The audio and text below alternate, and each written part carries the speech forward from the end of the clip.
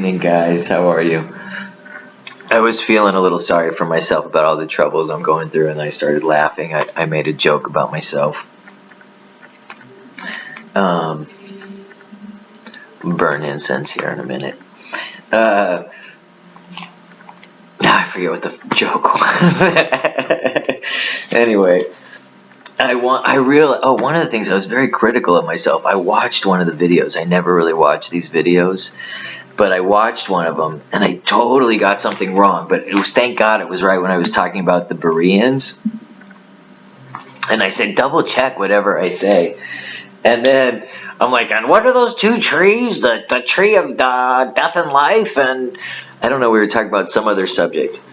I don't want to say I was stoned, because that's just an excuse. I'm always stoned. Anyway, just kidding. That's the thing about Temple 420. Oh, I shoot. Temple 420. You should see how precariously I have my computer set up here. I'm kind of a rookie at this. I ain't no Mark Dice, that's for sure. I'm getting more viewers on my laptop in my kitchen than CNN, baby. So anyways, I was feeling a little down because of all the trials and tribulations I'm personally going through. Dealing with the city, being arrested, Ever since I became a Christian, it has been nothing but trouble. But Jesus said, hey, if they hated me, they're going to hate you too. So I don't feel sorry for myself most of the time, but every once in a while you're just like, I feel sorry for myself. Anyway. So I felt embarrassed, though, by that mistake I made. I was like, I know this like by the back of my hand, this book. And I said something so silly as to say the tree of life and death. There were two trees in the Garden of Eden. The tree of life and the tree of the knowledge of good and evil. And because I made that mistake, go back there and read the actual book. Okay, I'm going to pause because I just got an important text. Okay, read important text. Let's get to the Bible. I'm getting better at working this by myself. Last year I really needed Mario's help. Okay, so let's take a look. We're back in Genesis, Bereshit, and excuse me, I don't have bifocals, and the print on this Bible is really small, but with two glasses I find I can read it. Okay?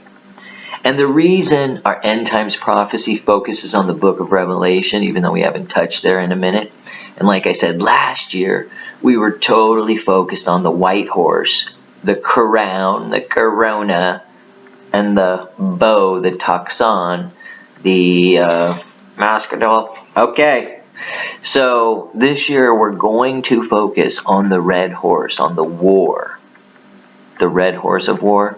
Then will come the black horse of inflation and starvation.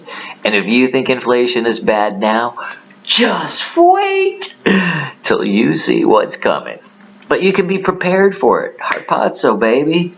Snatch yourself out of the way, vanish from the situation, and be with your family, because this is a war against you and your family. There's wars and rumors of wars, as the Bible tells us there would be. But all these things need to come to pass before the return. So, anyways, that's on another subject. Let's get back to where I effed up the Bible. All right, this is Genesis, and I am going to jump to Genesis 2, verse 4. Here's the history of the heavens and the earth when they were created. On that day when Adonai, God, and Adonai, remember, is God's plural, so this is God's God, made the earth and heaven, there was as yet no wild bush on earth, and no wild plant had yet sprung up. For Adonai God had not caused it to rain on earth, and there was no one to cultivate the ground. Rather, a mist went up from the earth, which watered the entire surface of the ground. I see that all the time in the Yucatan. Moisture in the ground in the early morning, and you see it rise right up and create dew and hover a few feet above the ground and moisten the ground and the plants. I also see it here in Wheeling, West Virginia on the Ohio River on a morning walk. Sometimes when the sun hits the river, you see the evaporation of the water right off the river. Continuing with verse 7. Then Adonai, God, so it's God's God, formed a person, Hebrew, Adam, meaning red, Adama, from the dust of the ground. So the dust is Adamah, and Adam is man. So it kind of implies that man comes from the dust. And breathed into his nostrils the breath of life, so that he became a living being. Adonai, God, planted a garden toward the east in Eden, and there he put a person who he had formed, Adam.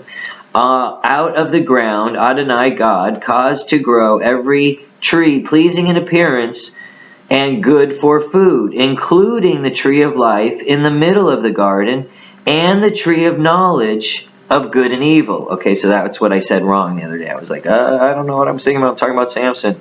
Anyway, the river went out of Eden to water the garden. From there it divided in 4 streams. The Pishon that runs through the lands of Havilah, where there is gold.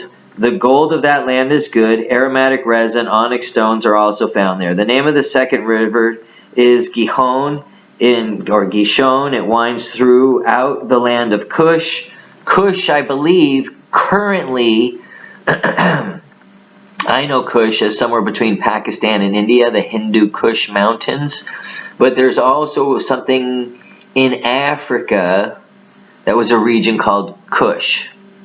So I don't know where this river came from. The 2 rivers are not known, the Gishon and the Pison, or the Pishon and the Gihon. The 3rd river is the Tigris, and the other one is the Ashur, east of the Ashur. And the 4th is the Euphrates. So the Tigris and the Euphrates are still there, running through Iraq, running right through Samaria, the land of the Chaldeans. And we know right where those are. The other 2 rivers are unknown. I think people have seen them on satellites. Maybe go, oh, this could be it, that could be it. But I don't know for sure. Adonai, God, took that person and put him in the Garden of Eden. Put him in the Garden of Eden. Let's pronunciate correctly. To cultivate and care for it. And Adonai, God, gave the person this order. You may freely... So this is God talking. You may freely eat from every tree in the garden, except the tree of the knowledge of good and evil. Interesting. You may not eat from it, because on that day you eat from it, it will become certain that you will die. Okay, so not listening to God is a sin, because you're missing the mark. He's setting a target, a goal. Don't eat this. And if you do, you sinned, you missed the mark, you didn't listen to him. And if you do it, it will become certain that you will die. Okay? Let's see what else God says. And then Adonai, God said, it isn't good that a person should be alone. I'll make for you a companion. God is a mafia figure in my mind. A companion suitable, or Donald Trump, because this is huge, all right? Beautiful, it's huge. You've never seen a God this big, this great, this incredible, who can heal the blind, raise the dead, make the deaf hear, and the lame walk, okay? This God is huge. Huge! And so God said, it isn't good that a person should be alone. So from the ground Adonai formed every wild plant, bird, flies in the air. He threw through them the person, blah, blah, blah. Every person would call each living creature by its name. So humans have the ability to name things. That's a power of God and a power of us. So the person gave names to all the livestock. And you keep calling him the person instead. Adam to the birds and the air and the every. But for Adam, there was not found a companion suitable for helping him, because a man needs a woman to really mess up his life. All right, let's keep going here. So he said, God caused a deep sleep to fall upon the person. I like how he keeps calling him a person. And while he was sleeping, he took one of his ribs and closed up a place from which he took it with flesh. And the rib which Adonai God had taken from the person, he made a woman person, and he brought her to the man person. The man person said, at last, this bone of my bones and flesh of my flesh. That sounds like what people say Saturday night. I'd like to get down with this bone of my bones and flesh of my flesh. She is to be called woman, in Hebrew, Isha, because she was taken out of the man, Ish. This is why man is to leave his father and mother and stick with his wife, and they are to be one flesh. They were both naked, and the man and his wife were not ashamed. They were good-looking folks, all right? Perfect, because they were made in God's image. All right, now we just hit chapter 3 in Genesis, and we will keep going. We still have plenty of time. Now the serpent, God created the serpent too, was more crafty than any wild animal which Adonai God had made. And he said to the woman, did God really say you are not to eat from any tree in the garden? The woman answered the serpent, hang on one sec.